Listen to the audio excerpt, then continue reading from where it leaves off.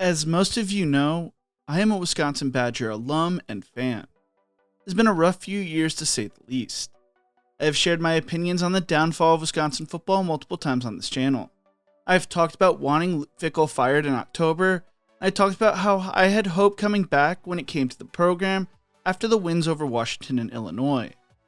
Following the Illinois game, I had multiple requests to talk about my thoughts on the Badgers and the future of the program. I wanted to wait until the end of the season to give my full thoughts and wrap everything up.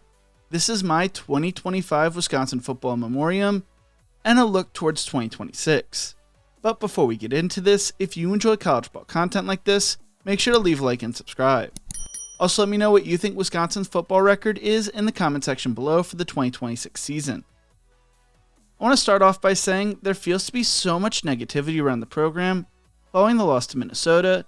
It seems like fans just forgot about what went down against Washington, Indiana, and Illinois in the weeks leading up to the season finale. I'm not saying I'm happy about the results of the Minnesota game. I'm actually the opposite. I'm frickin' pissed about it. But at the same time, I do not think the world is falling apart like some Badger writers and personalities have switched back to. Before we get into the disaster that would be the Minnesota game, let's first walk through the preseason and the regular season, and then I will close my thoughts up with the future of the Badger program. Heading into the 2025 football season, let's not forget, there was not a ton of hope around this program. Depending on which outlet you looked at, we had the hardest schedule in the country, or the top 5 hardest schedule. It was the toughest pull you could get for the Big Ten schedules, especially with Indiana now being one of the best teams in the nation.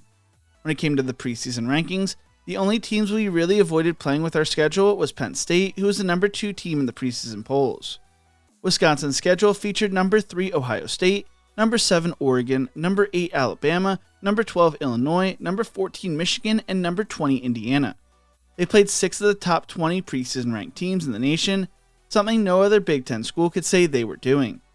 Vegas gave Wisconsin an over-under win total of 5.5. I was high as a kite and thought the Badgers were going to win 6 to 7 games. I thought they would beat Miami of Ohio, Middle Tennessee, Maryland, Washington, Illinois, and Minnesota. I felt like they were going to pull off an upset over Michigan, Iowa, or Oregon, one of the 3, and most likely were going to lose to Alabama, Ohio State, and Indiana. When you look at the 4-8 record, I look insane for feeling that way, but to be honest, it's not too far off with either competent quarterback play or competent offensive line play. The Badgers probably beat Oregon, Minnesota, and Maryland. When it came to the offseason moves, the Badgers added Maryland transfer Billy Edwards Jr. to hopefully be the starting quarterback. Wisconsin has been crushed by injuries at the starting quarterback position since Fickell arrived. Tanner Mordecai missed a handful of games, while Tyler Van Dyke tore his ACL in the first possession of the Alabama game in 2024. All Wisconsin fans wanted was for their starting quarterback to remain healthy. For insurance, the Badgers also added San Diego State sophomore Danny O'Neal, who started as a true freshman for the Aztec in 2024. Due to the firing of Phil Longo, the Badgers also needed to add some warm bodies, so they brought in Hunter Simmons from Southern Illinois, who was most likely not supposed to ever see the field. They also brought in Carter Smith through their high school recruiting class. On paper, the Badgers' offensive line looked like one of the better units in the nation. That was until sophomore left tackle Kevin Haywood went down with the season-ending injury and a torn ACL in April. The Badgers would add David Hines in from Central Michigan to replace Haywood, at least that was the hope. The Badgers also hoped Jake Renfro could play well along with Joe Brunner and Riley Mahlman. Neither the quarterback position nor the offensive line room would stay healthy, and that would be the true downfall of the Badgers this season. I don't think anybody was hit as hard with the injury bug as the Badgers were this year. The Badgers' defense looked exciting heading into the season. The defensive line was beefed up compared to previous years. At the outside linebacker position, you had the combo of Darrell Peterson and Mason Reiger, and on the other side you had Corey Walker and Sebastian Cheeks. At the inside linebacker position, you had Christian Allegro and Tackett Curtis. There was extreme concern around the secondary though. The room was reworked like crazy with the handful of departures that included Xavier Lucas. Ricardo Hallman was the only real star player returning. The rest of the secondary was going to need to take a step up in a big way. Heading into week 1, the worst headline for Badger fans came across social media. Billy Edwards would suffer a bone bruise in practice. Then, on the second possession of the game, he suffered a grade 3 PCL sprain and fell to the ground after handing the ball off. Edwards feels he got hurt before that play, but it became apparent on that play. For the 3rd year in a row, the Badgers lost their starting quarterback to a season-ending injury, though we didn't know yet. The injury did not seem serious at first, but as we would learn, it would turn out to be our worst nightmare. Danny O'Neil would come into the game and showed a lot of fight as the Badgers would win 17-0. O'Neil would get the start against Middle Tennessee, and although things started off slow, the Badgers would pull away in the second half to win 42-10. With Alabama losing to Florida State in Week 1, I actually thought the Badgers might pull off the upset and threw $5 on them. The first sports bet I ever made in my life. Well, it was a waste of $5, as the Badgers offense could not get going until the second half. Because the defense was constantly on the field, they would finally break as they would go into half down 21-0 and lost 38-14. As the Badger recap wrote, Wisconsin's defense set the tone early, stifling the Alabama rushing attack. However, critical penalties and an interception in Alabama's territory gave the Crimson Tide momentum to build on an early lead. They held Alabama to 72 rushing yards, but allowed 382 passing yards. Billy Edwards tried to go against his former team in Maryland, would leave the game after 6 plays and would not play the remainder of the season.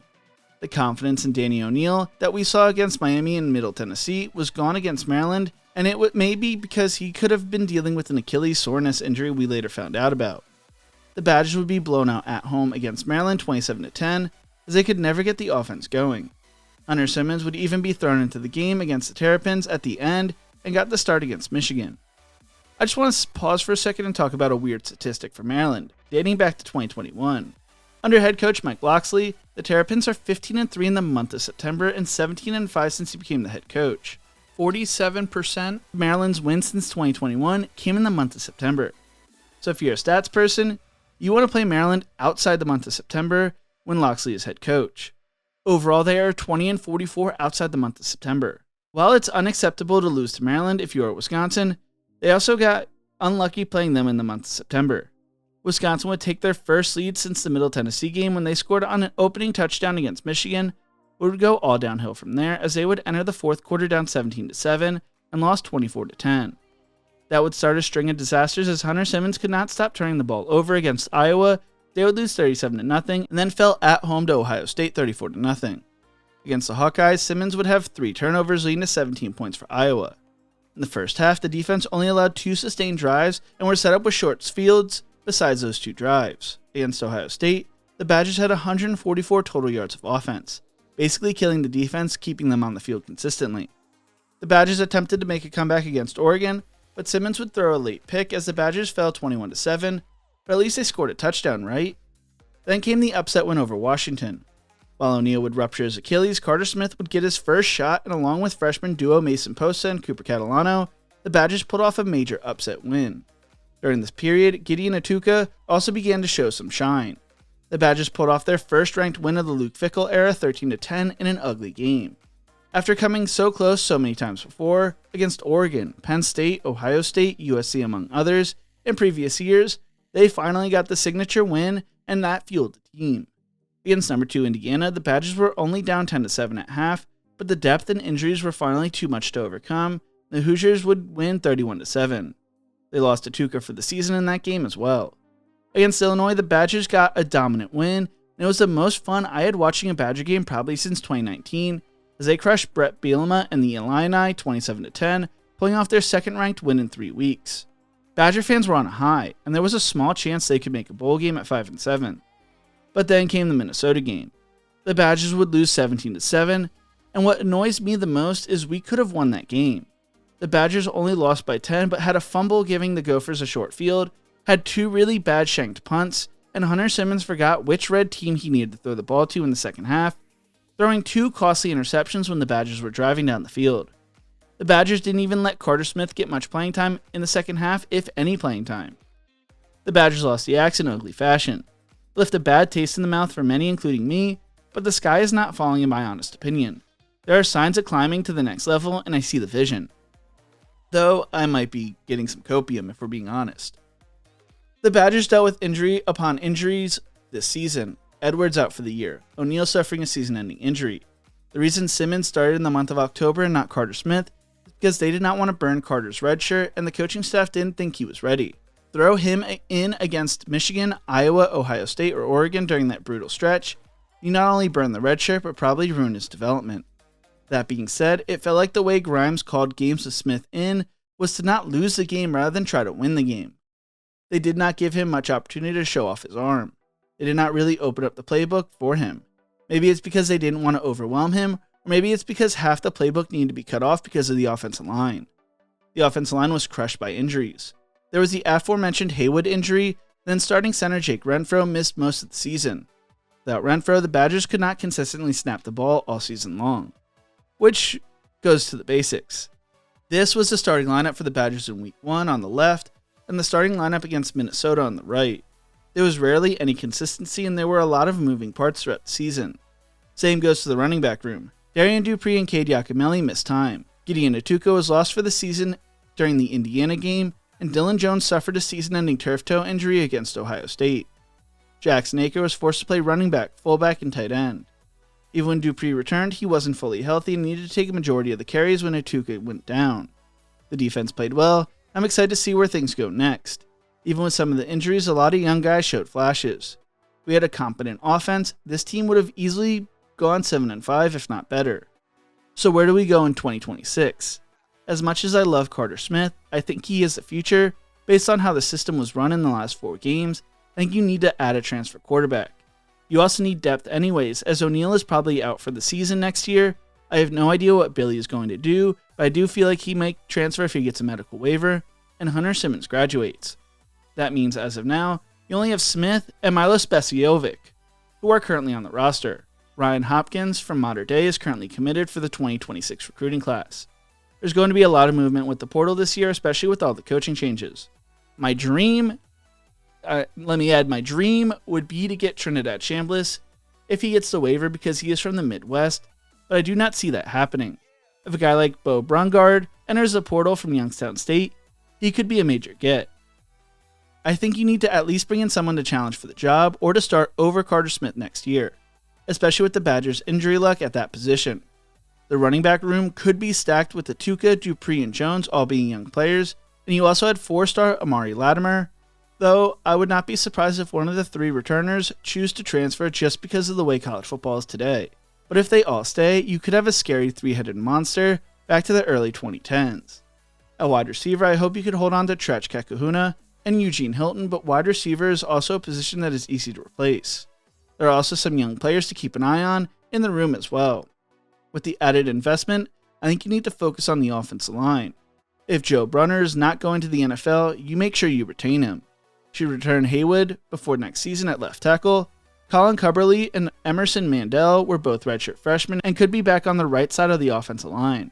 You need to solve the center issue, and if the answer is not on the roster, you need to bring in someone via the portal. The issue is offensive linemen are hard to evaluate in the portal. You're able to make sure the offensive line is good to great, which this is Wisconsin. That is a basic need to happen type of thing.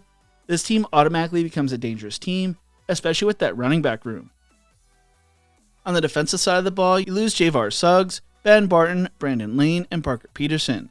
You do return Dylan Johnson, and also have Ernest Willard Jr. and Jalen Williams. All 3 were 4-stars in the 2024 class for the first 2, and the 2025 class for Williams.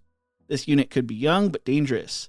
At linebacker, you may return Allegro, Tackett Curtis, Posa, and Catalano, but I would not be surprised if Curtis transferred and a few others.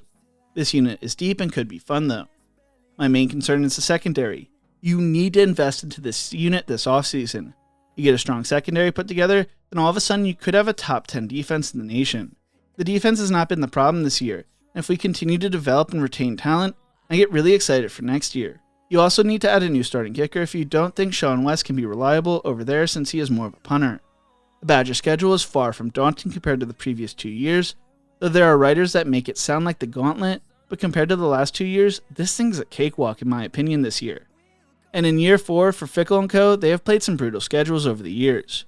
You open up the season against Notre Dame at Lambeau, a game I will be at, fun fact, before hosting Western Illinois and Pittsburgh, meaning you basically have 3 home games, even though the Notre Dame game is considered an away game. Your Big Ten home opponents are Michigan State, who has a new head coach, Rutgers, Minnesota, and USC.